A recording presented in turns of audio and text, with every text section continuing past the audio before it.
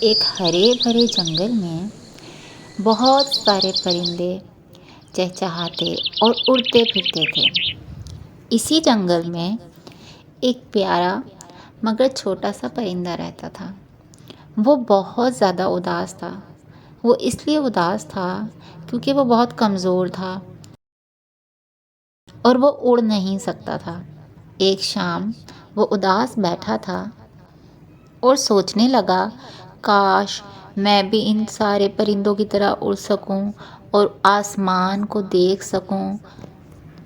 اسی لمحے ایک عقاب آ کر اس کے پاس بیٹھ گیا اور کہنے لگا، تم کیوں اداس ہو؟ پرندے نے کہا، میں کمزور ہوں، میں اونچا نہیں اڑ سکتا، شاید میں کبھی پرواز نہیں کر سکوں گا۔ تو عقاب نے کہا، اداس نہ ہو، طاقت جسم میں نہیں، ہمت دل میں ہوتی ہے۔ تم کوشش کرو، صرف ایک بار کوشش کرو، پھر ہی تمہیں پتہ چلے گا۔ تو اس پرندے نے ہمت کی اور اس نے اپنے پر پھیلا کر چھلانگ لگا دی۔ شروع میں وہ ہلکے ہلکے اڑنے لگا، لیکن وہ کوشش کرتا رہا۔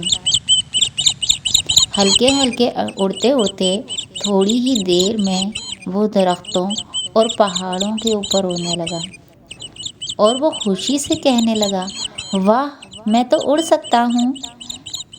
اور وہ خوشی سے چہچہاتا ہوا عقاب کے پاس آ بیٹھا۔